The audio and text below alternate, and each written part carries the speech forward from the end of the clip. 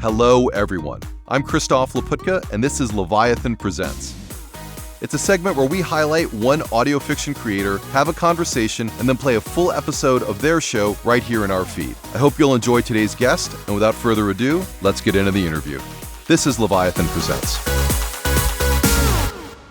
Hello, everyone, and welcome back to another episode of Leviathan Presents. And today I am truly thrilled to dive into a horror mystery that's totally got its hooks in me. It's called The Gentleman from Hell. And I feel like this is an audio drama that both feels very classic and very modern at the same time. And it's produced by the really talented folks over at Maltopia Studios. Today, you're going to be getting a taste of episode 1 of The Gentleman from Hell. And even better, I have the pleasure of welcoming two of Maltopia's creators, Mark and Stephen Anzalone, to chat with us and pull back the curtain a little bit into the making of The Gentleman from Hell. Gentlemen, it's great to have you here. Thank you very much for having us. It's truly an honor. Thank you. This has been such a fun show to dive into. It has so many of the classic elements of a horror mystery, but you've executed it at such a modern, exceptional level. Were there other audio dramas that you were inspired by? There were quite a few shows that I'd initially checked out just to get a sense of the landscape.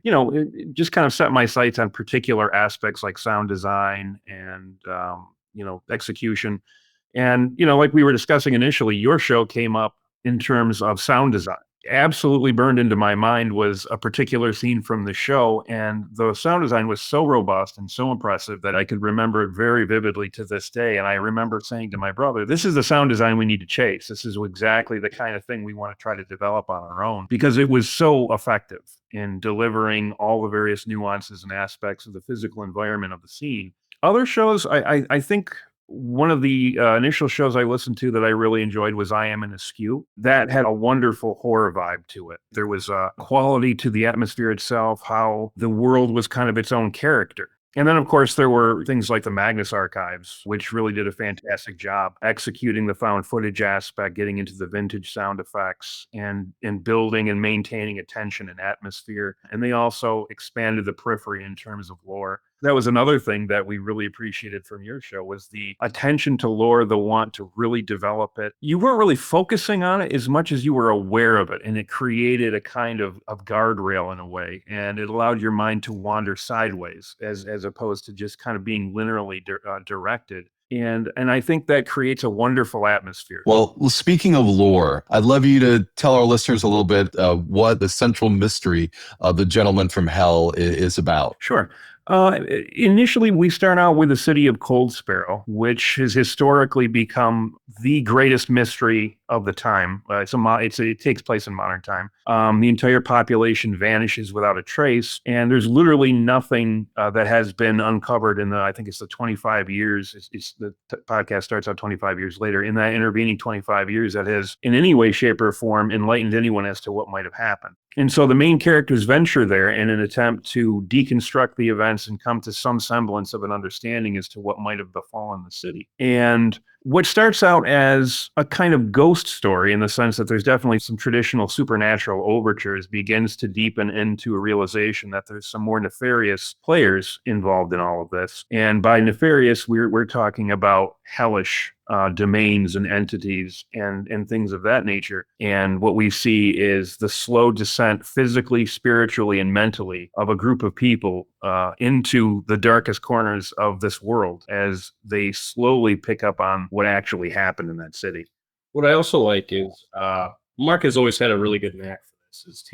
He's always had a background in mythologies and religions and stuff like that. Is that taking conventional religions like Judeo-Christian religions, pagan religions, all the religions, and kind of then creating his own mythology and then using those religions as these interpretations of actual earlier belief systems that took place. And then you have these other religions that kind of abstracted off of it.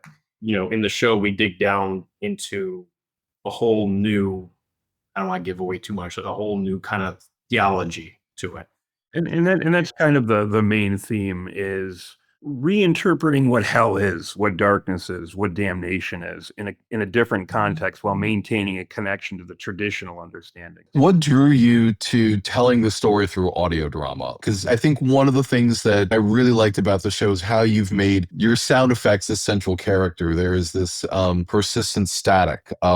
Your use of footsteps, it's almost ASMR, and you're really tickling the listener with tension. What did you want to accomplish in audio drama with this story? I feel like this would be such a great television show. It could be such a great book, but the way you've told it lends itself so well to audio drama. When we first started, it was a Facebook serial, and we started out flat-footed, had no idea what we were doing, and then very slowly, incrementally, we started to branch out into trying to cultivate a very specific kind of signature sound for all of our shows. And we started out with Maltopia, and then we kind of graduated through our other shows. And throughout that process, Stephen was getting better and better. And the reason why we really needed to kind of crank that up is I think the stories for us were as much atmosphere as they were narrative. And it's very similar to how I view movie making in a lot of respects, because I think the atmosphere and the tension and the audio in and of itself should function as its own character. And for a horror show, you really have to reach out of the common and everyday ordinary sound effects to create something that really stirs what's inside and really kind of grabs at those darker understandings of the world that we all have, whether coming out of a nightmare or going into a dark alley or an abandoned house, and kind of render that sonically so that it's there and it's appreciated and it's as deeply felt as the narrative itself. So,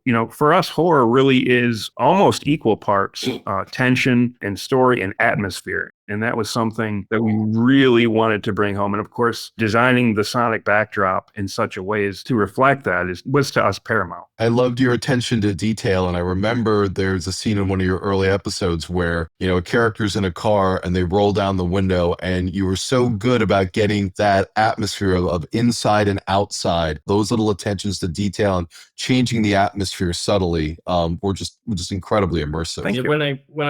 When I'm doing the soundscape, I really just think of a movie, and I'm like, well, just take away the visuals and what kind of sounds would be there in the movie. And like he said, trying to make the sound its own character. And then a lot of times I'm actually taking a chance because I'm like, well, is this too many footsteps? But it's trying to build that tension, that atmosphere. I really want the sound effects to be as much a character as the rest of the group. And I think it's also important as like a temporal device too, because when you're dealing strictly with audio, you really want to kind of compartmentalize your scenes and have people recognize when you're transitioning out of one scene and into another, to slowly and gradually move from one scene to the next and have that transition happen seamlessly and atmospherically. Kind of creates that illusion of time and affords that scene change. Not just an effective way of communicating it, but a kind of rich, and I know there's a word I'm looking for, which I'm failing to find, but it does effectuate and create a sense of time that really adds to the suspense aspect, and that time is passing in a way that people can appreciate. I think you said it well before, like making the effects almost one of the characters. There was in the central house, let's say, where a lot of the events take place, you have this one persistent sound effect. I was wondering, Stephen, like how long did it take you to perfect that? Like how much trial and error was there to get those signature effects that you knew were going to be almost another character in the show? It took a bit. So like, much to my wife's chagrin, I spend a lot of money on these libraries for sounds because I really want the show to really be good. So I had to try to think of sounds like, they're in an old house, so what kind of sounds would be there? And obviously to some degree they're exaggerated, but that's for the whole point of creating an atmosphere. So it took a while to try to figure out the right combination of sounds. Like I said, the house itself is its own character. We want people to recognize the house, not just by saying they're going into the house, but by the sounds that are there. I tried to, I'm very picky and very, I have OCD, so I'm very bit like down to the shoes that each character wears. So like I make sure that like you said, when they go put the window down or they go through a door, the sounds shift just right so that it sounds like, you're entering a new environment. So it took a while to actually get down trying to make it so it's not repetitive, but also something that's recognizable. So if they like, oh, they're in the house again, or they're in this room. Or, Right. You have these cues that immediately snap you into the atmosphere that you want the listeners to be in. We were talking about lore before and kind of world building. Can you talk a little bit about your other shows? And to give my audience a heads up, this is not a short limited series. There are over 60 episodes to The Gentleman from Hell. So this is a massive undertaking that's under the umbrella of some other shows that you're doing. And I'd love to kind of hear you talk a little bit about the larger Maltopia universe. Maltopia it's predicated more or less on one event that happened in 1999, which was referred to as the Great Darkness. Nobody really knows what that is, but when they woke up from it a year later, the entire world was completely redesigned, as if demons had essentially moved onto the planet and redesigned everything to their specifications. And all of the shows take place in this world, but all of them kind of have their own little corner of that dark space. The first show that we did, which was The Shepherd of Wolves, is about a kind of artistic serial killer who's engaged in a kind of last man standing game with other serial killers for the pleasure of taking on some kind of a prize from what is assumed to be the god of murder. And that then moves us into the second show, which we did, was The Damnation Machine, which takes place within a city that has a vast and dark history with regards to early events which happened after everyone woke up after the Great Darkness. And so these characters developed there, and they were produced by a mysterious machine that showed up during the Great Darkness. That's also a very long series. I think that went like 71 episodes. Wow. Maltopia and The Gentleman are very long stories. Yeah, we're definitely playing long games. With these stories. And I cannot tell you how much I love that, because it's one of my biggest frustrations with the audio drama community is how often shows fade, or they can only do a story that can be told in 8 to 10 episodes. It's a pleasure to have a story play out on both a larger canvas and a longer time frame. As you have these larger format stories, when you look at the episodes like 1 through 10 versus episodes 50 through 60, how do you find your style changes? Like, does that influence the story at all as you kind of? Oh, absolutely. I think a lot of people approach podcasts, they write it all, and then they get the voice actors to act it all out, and then they put that out. I've always wanted to do it that way, but for some reason, I don't know. I think I just need a deadline, or I just need to have something, the proverbial carrot in front of the what is the animal? The rabbit, to continue to move forward. So I need to have that deadline. So I tend to go one episode at a time. But they're always mapped out. I always have the storyline and all the aspects of the story designed. But what I do find is that if I were to have done that, if I were to have constructed the story entirely, just did everything at once, I think I definitely would have a different story by the end of that process than I would if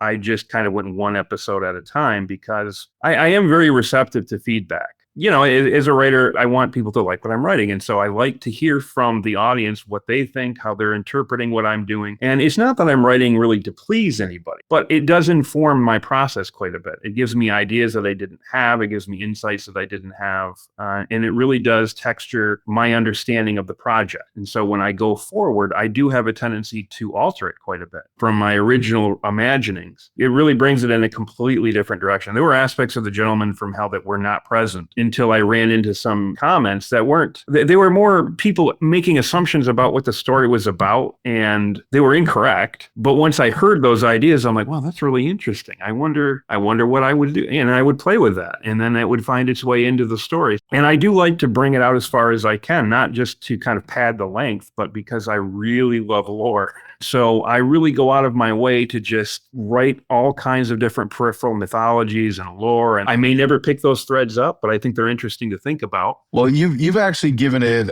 you have given it a lot of thought. And one of the places listeners that really are enjoying Maltopia can go even deeper is your Patreon page, where you've got a lot more content available. And I'd love you to tell our listeners a little bit about what's available on Patreon, and the fact that if they enjoy this show, there's another deeper level that they can engage with it at. Oh, sure. He does more of that than I do.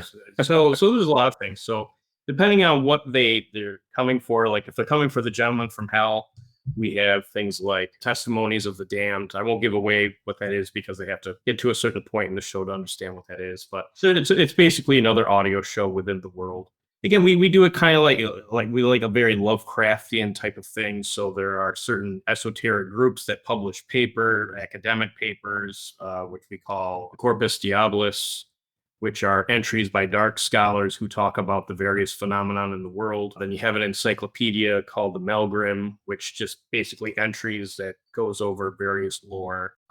We have the Weird Tapes, which is found footage stories. So we really wanted to create an in-depth world that had multiple viewpoints. We even have an in-world podcast, which is called The Weird Book, which is from the vantage point of just normal people living in the great darkness. And we took our cue from that based on parapsychologists and, these paranormal shows that talk about ghosts and Bigfoot and all those things. Well, we wanted to what would a paranormal show be like after the great darkness? So we have that where they talk about the various theories and the various phenomena, what they think about it. So you have these kind of different levels of inspection. All the material that we put out may not be reliable. These are all from different people who are bringing their own perspective to why these things happened and what might have happened to them and their personal take on that. So we always thought it would be interesting to kind of create tiers in terms of who might know what, to what extent they would know this. And, that's at the very top with your dark scholarship. And then as you move down, you have podcasters that are in the world. You have eyewitnesses. You have people that are writing journal entries. You have scientists that, there's two schools. There's traditional science, which is kind of very Newtonian. And then you have like the New World physics, which incorporates all these various paranatural ideas. So there's these opposed schools of causation, and we write from those perspectives. So we really try to, in our Patreon, just include all of the viewpoints that you would expect to find in that world if you were to step into it. And it's as distracting as the real world. This person saying one thing and another person saying something else. There's so many things on there. We made the mistake of just, when we did the Patreon, like, we got to give people tons of stuff, or no one's gonna. So we've caught ourselves. We have so many things on there. It's ridiculous how much content we have on it now. I love that. It's one of the reasons why I've really enjoyed getting to know the Gentleman from Hell and just learning more about the larger Maltopia universe. Okay, we're gonna listen to episode 1 right now, the Gentleman from Hell. And as we do, if you could imagine the perfect setting that you would want a listener to enjoy the Gentleman from Hell, would you guys please describe it as we go into our episode? I would definitely say, if you can, a dark, candlelit room during a thunderstorm. I think that's almost always ideal. But I think just a dark room with very scarce dim lighting, maybe a nice, the rain pounding on the windows and the rooftop, something along those lines, I think would serve you well going into that first episode. Well, that sounds great. We're going to jump into episode 1 right now of The Gentleman from Hell. And please go to maltopia.com to learn a little bit more about what Mark and Steven have created. It's an incredible audio universe. I think you're going to really, really enjoy it. There's a lot there. And let's start with episode 1 of The Gentleman from Hell. Please enjoy.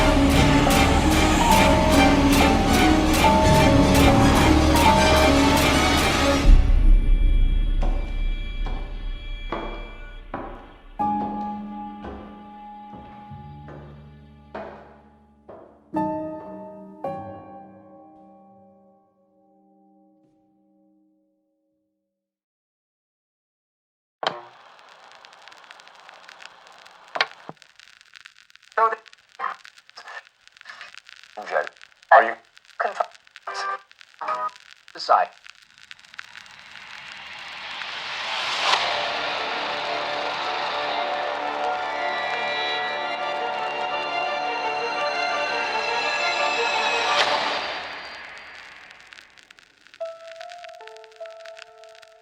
Tonight, on Call of the Weird, the enduring mystery of the Cold Sparrow mass disappearance of 1999.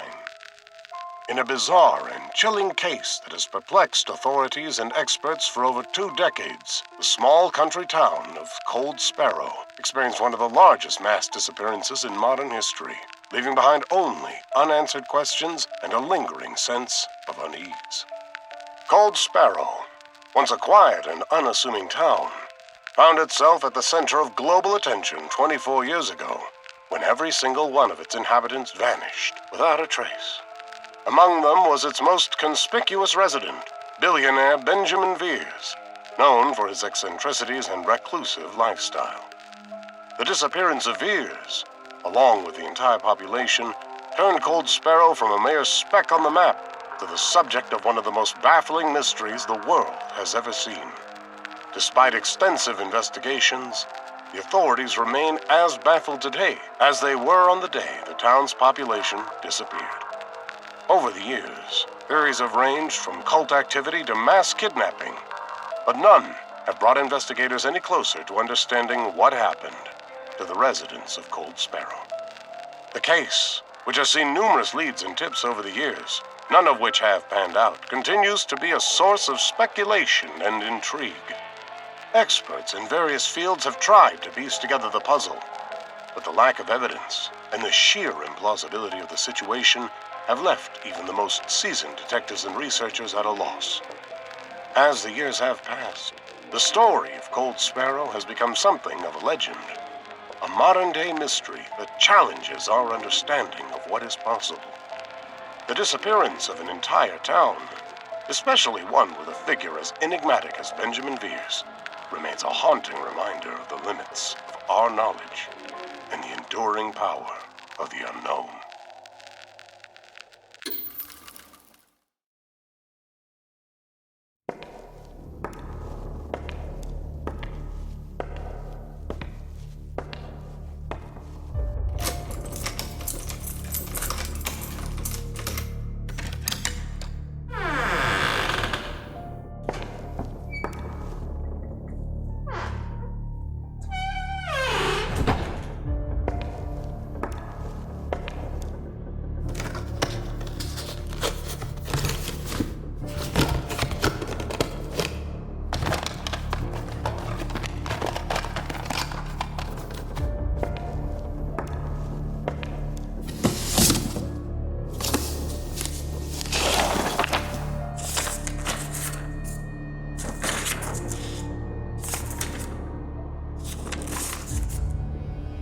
The false door was right where Phyllis said it would be.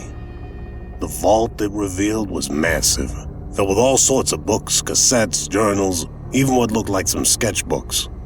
This was exactly the motherlode we were looking for. We traveled a long road to get here, the Veers mansion. Between this moment and the start of the whole thing were a ton of false starts and dead ends, but we'd soldiered through it all. Primarily because the money was good and the story was compelling, which for me is a prerequisite for taking a job. It's hard to pay attention to details when the story's a snoozer. And I was getting up in age, so I needed to keep things interesting. When I sorted through the spoils, I couldn't help but side-eye the surroundings. The place had been abandoned for a while, but not long enough to take a look of a right and proper haunted mansion. And mansion was an understatement for the place, which was more on the order of a castle than anything else. Yet, even though the aesthetic wasn't sufficiently morose to compel a belief in ghosts, there was something to the sprawl of the interior. Behind it, maybe. That despite its size, it was keeping a secret even bigger than itself.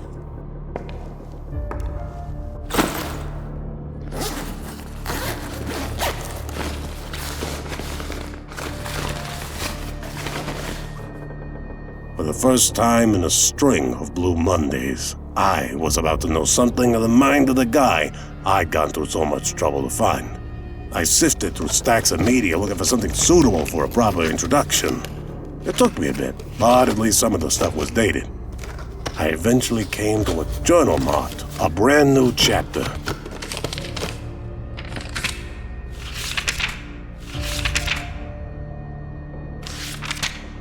According to the date, it should have been written around the same time Ben inherited his father's wealth, which was a blind spot I was looking to clear up, so perfect place to start.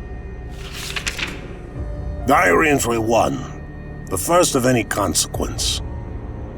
Despite embracing risks and leveraging what I believe to be my talents, my achievements were no greater than those of someone who had spent 35 years idly lying down.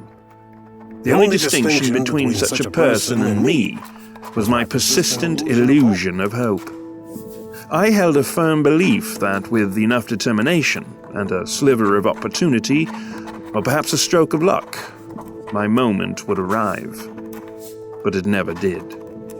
I was a writer devoid of a published work, a man whose name held no significance in anyone's memory.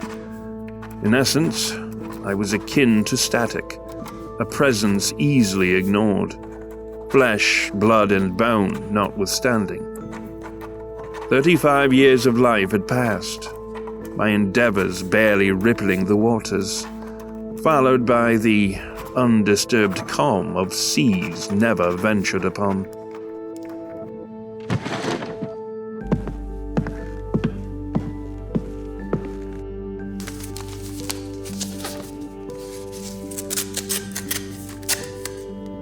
The letter had been resting on my counter for a while, existing in a perpetual state of uncertainty.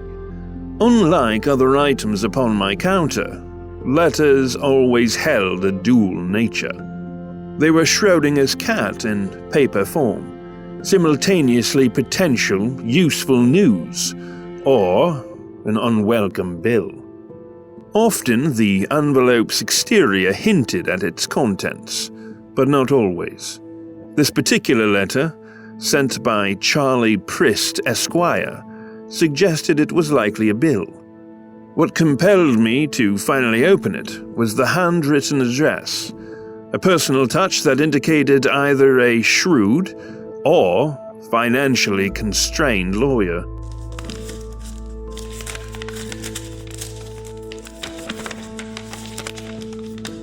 Having read the letter, I realized that not only was Schrodinger's cat alive and well, it was also bearing gifts. The letter read, "Dear Benjamin, I hope this letter finds you in good health and high spirits. I am reaching out to you today to convey some news that might come as a surprise, given the circumstances of your family history. Please allow me to share this information with sensitivity and understanding for the complex emotions it may evoke. Regrettably, I must inform you that your father, Edward, passed away recently. It seems time has a way of moving forward unceasingly, sometimes bringing with it a change that we could neither foresee nor prepare for. In the wake of his passing, there is a silver lining that connects you to a part of his legacy. Your father has amassed a considerable fortune over his lifetime, and he has named you as the sole beneficiary to his estate. This news might bring forth a whirlwind of emotions. You may need time to process not only the reality of his passing, but also the sudden shift in your financial landscape. It is my sincere hope that this inheritance can serve as a bridge to healing, perhaps offering a chance to understand and rediscover the aspects of your father that remained distant for so long. As the executor of your father's will, I am here to assist you in navigating the legal and procedural aspects of this inheritance. We can move at a pace that suits you, ensuring that you have the space to come to terms with this new development in your life. I would be more than happy to meet with you to discuss this matter in more detail, either in person or over a phone call, as per your convenience. Please remember, there is no right or wrong way to feel or proceed in this situation. This is your journey, and I am here to support you in any way that I can. Looking forward to hearing from you soon. Take all the time you need. Yours sincerely, Charlie Prist.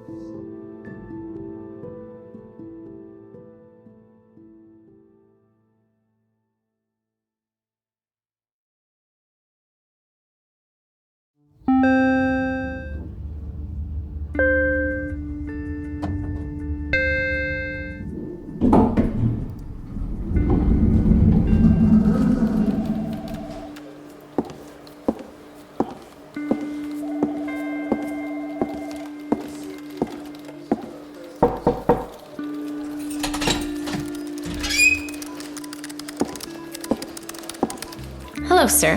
Can I help you? Yes, my name is Benjamin Veers. I called earlier. Yes, of course. Please head right through that door. Mr. Prist is waiting for you. Thank you very much.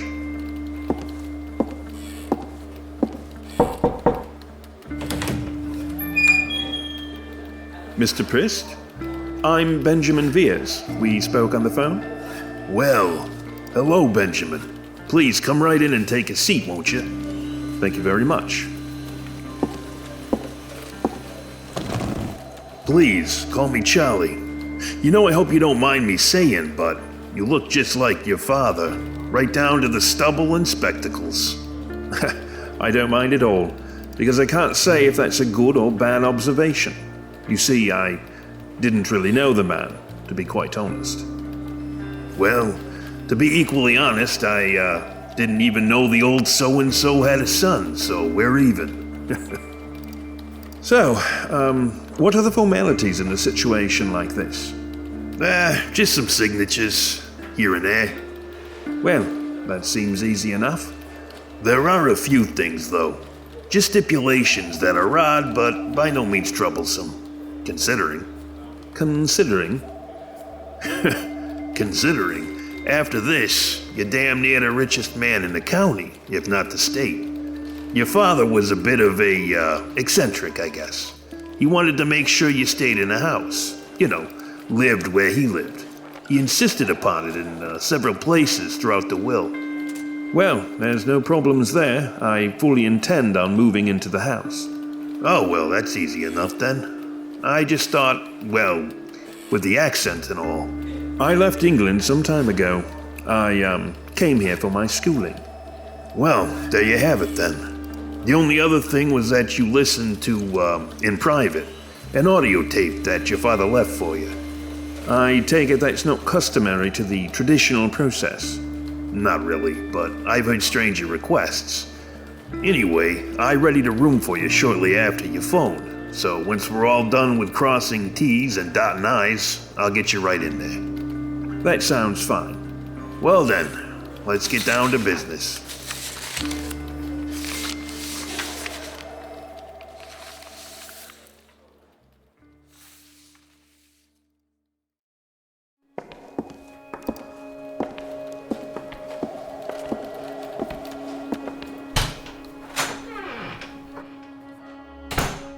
After you turn the player on, you can have a seat right over there on the couch.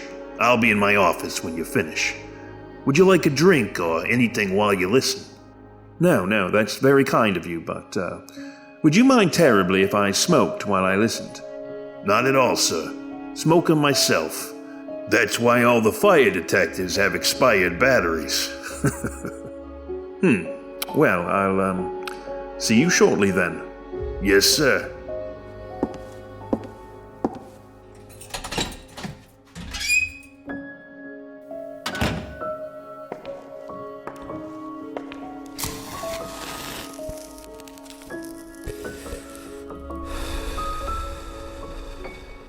It didn't take long for the lawyer to start cozying up to me, no doubt hoping I'd secure his services, as my father had.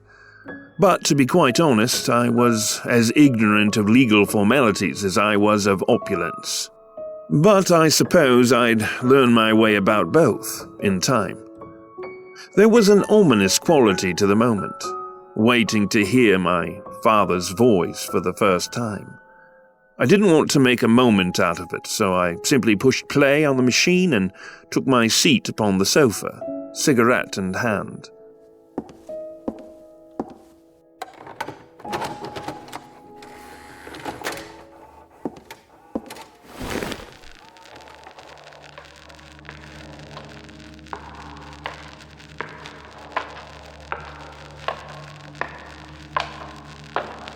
my son.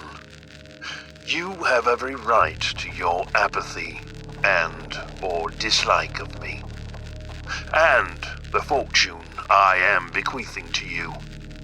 All, no doubt, have been well earned. You should be aware that, while you know nothing of me, I have been watching you. I am aware of your trials. It has pained me to leave you to them, unfortified by the good fortune I have known my entire life. But I believe wealth is no healthy means by which to come into the world. I speak from experience, certainly. No good has come from my fortune. Only the cloistered obsessions of the idle rich, the doldrums of a will unchallenged. But you, my boy, you have vision, and the will to see it done. And now you have the means. There are no more limitations, Benjamin, save this. You must stay in the house for at least 1 year. There are secrets you must learn, so that, in time, you will understand. As I listened to the voice of my dead father, I began to feel strange, mildly dizzy. And there was something else too, in the background of the recording. A murmuring, even a chanting, barely perceptible. I assumed it to be an artifact of vintage technology.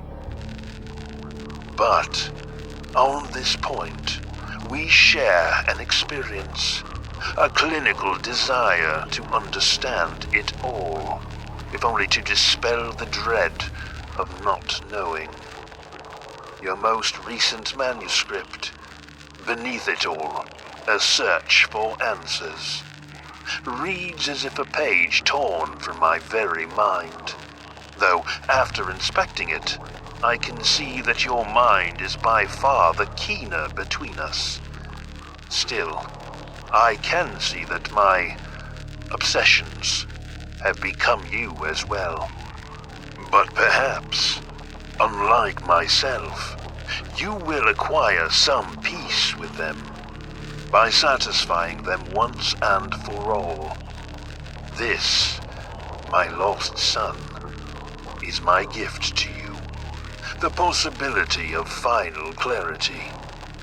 I wish you well on the rest of your journey, for if you are listening to this, mine has at last come to an end. Farewell, Benjamin.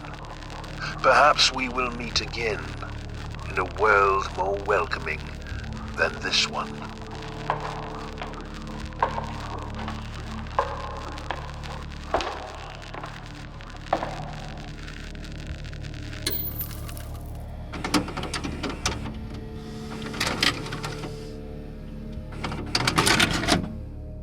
The first time I'd ever heard my father's voice, and all he really had to say to me was goodbye.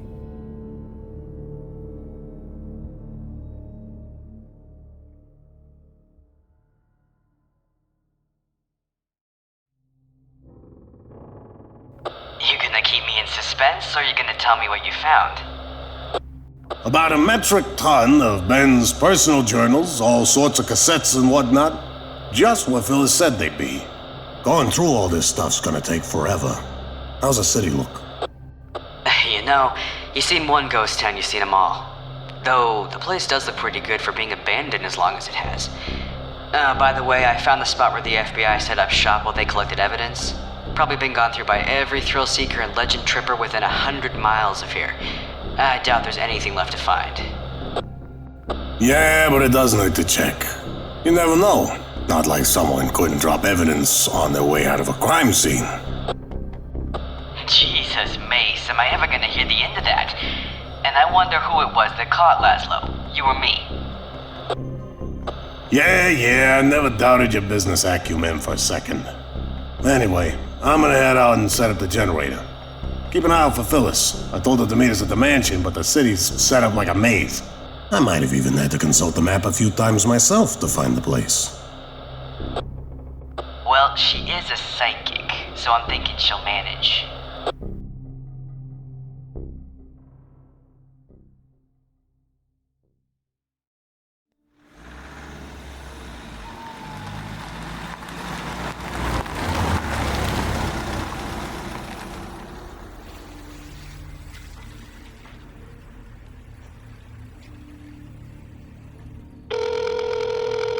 Come on, pick up.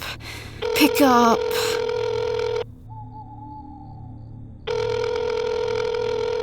Hello, you've reached Leon Oates of Apex Intelligence Solutions.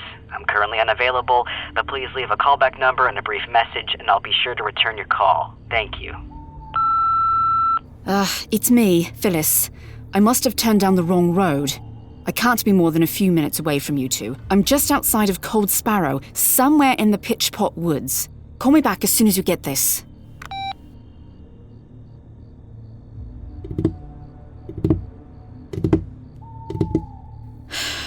I don't care if I quit. If I'm going to be lost in the woods, I'm at least going to have a cigarette.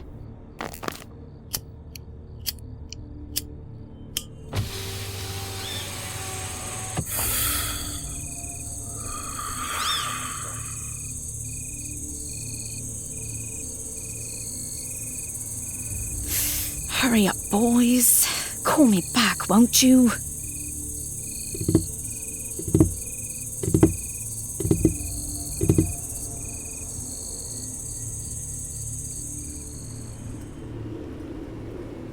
What the?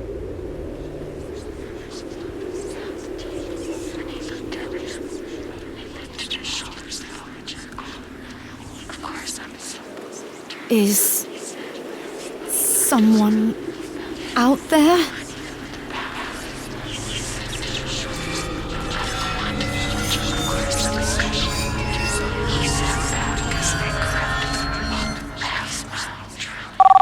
Jesus!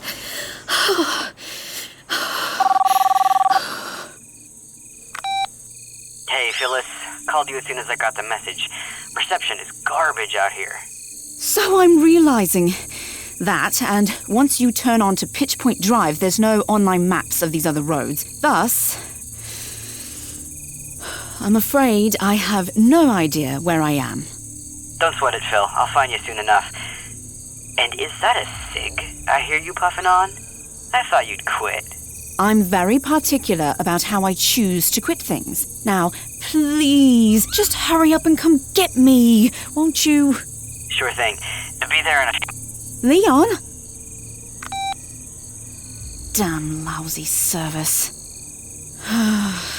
Phyllis, my dear, I've a feeling you're not going to enjoy this one.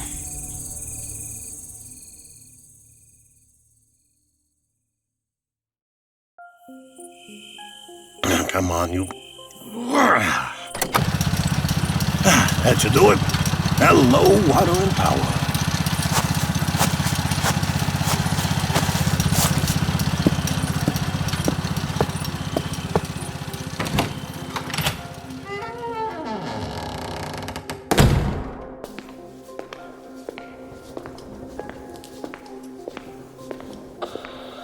Phyllis got herself lost in the woods. Apparently zigged when she should have zagged. Headed out to bring her in now. So much for being psychic. I got the journey up and running, so I'll be inside when you get back. Sure thing. Be back in just a few.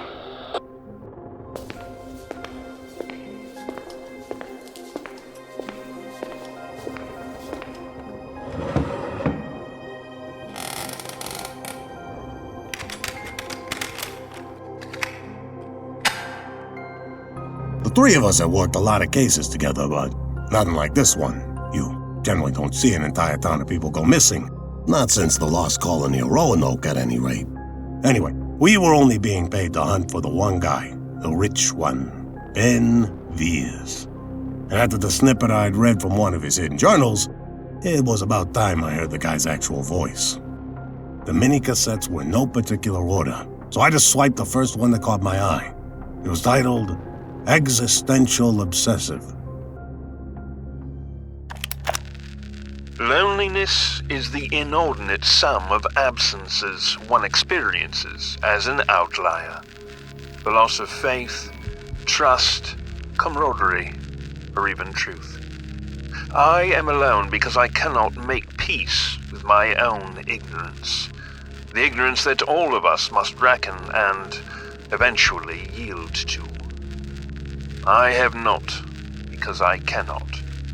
My stubbornness is inscribed upon my very genes, or so current science would have us all believe. Disorder, they say. My need to know more than anyone could, or probably should for that matter. One medicine after the next, and still that yawning vacancy. I must know why. Where do we come from? Why are we even here? Where will we go when the sun ceases to rise? Is there a heaven? Or, God forbid, a hell?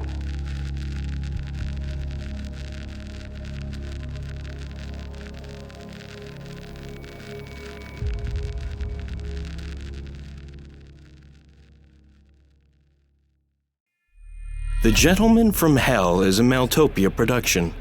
Today's episode was written by Mark Anzalone and performed by Steven Zivick, Sam Stark, Aubrey Ackers, and Mark Anzalone. Sound editing was completed by Steven Anzalone, and script editing was conducted by Walker Kornfeld. Be sure to rate and review us on iTunes, Spotify, or your favorite podcast platform, and follow us on Facebook, Instagram, and Twitter at Maltopia. If you want unique art and animations of Maltopia's stories, visit our YouTube page or click on the link in the show notes. And for more exclusive content such as additional lore, stories, and art, be sure to check out our Patreon at www.patreon.com/Maltopia.